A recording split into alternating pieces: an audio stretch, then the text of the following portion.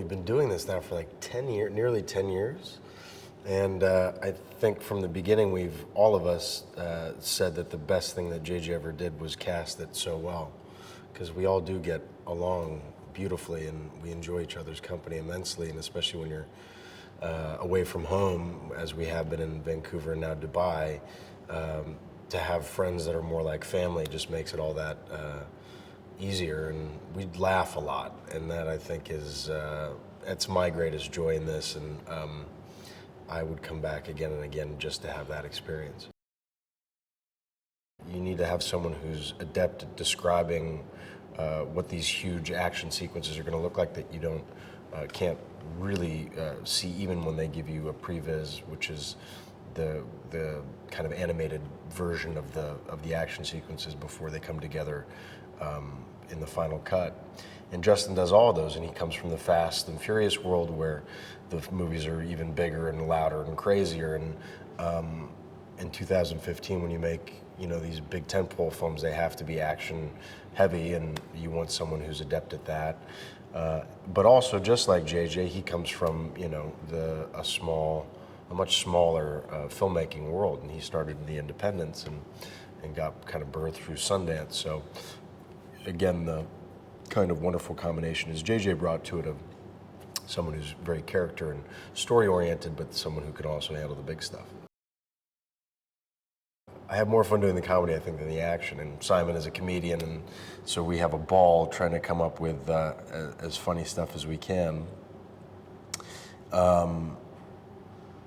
Yeah, this experience has been ironically almost like like Dad left the building and all the kids are running the asylum, and the collaboration has been on a whole different level on this film, which has been a true blessing and something I think we've all really enjoyed. And we all know each other so well, and there's such a lack of ego and pretension within this group that in a given scene, if a line doesn't work, I'll cut my line or I'll give someone else my line, or we just try to figure out what works best. And it's very expedient and very much without drama, and that has a lot to do, with Justin and also with the writing team behind it between Doug and Simon.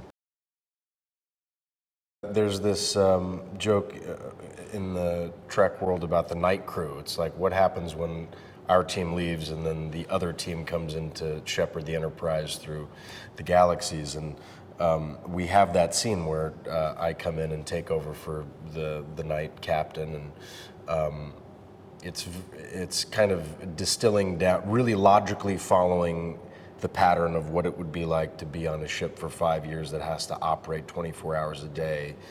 So even little things like bringing coffee onto the deck of the ship, as one would do to wake up after, or what would it be like to see these people over and over and over again? They're great people and we're all friends, but clearly, that's a long time. It's like being on a submarine, I guess.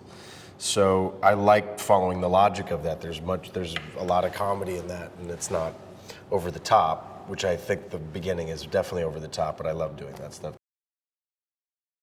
The first two films were very kind of Spock and Kirk-centric, and I think there's a reason for that, because by definition these characters are kind of two polarities on a spectrum, and it works great to investigate that dichotomy.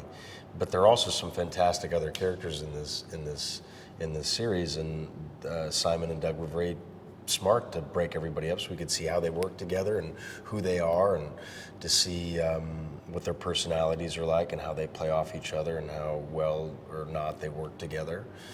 And I think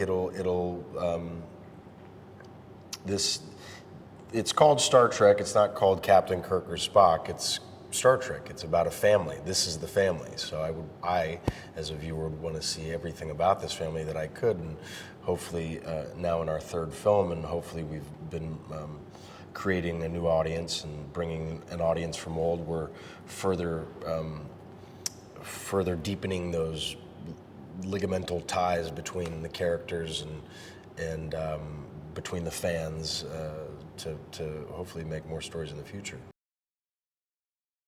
I love Idris. He's a sweet, for such a strong kind of masculine-looking guy, a very sweet, gentle heart. He's got a very kind of soft quality to him that I love. He's very gentle, and so it was great to be able to talk to him about his thoughts about the character and why these two characters found each other and what they were battling and what they were exposing in one another. Far be it for me to describe someone who's had such an incredible cultural impact for over 50 years. I mean, that is just a credit to Leonard, to the world that Gene Roddenberry created, to the context of the time in the 60s in which it emerged. For me, I take everybody at face value, and Leonard was a quiet, patient, careful listener.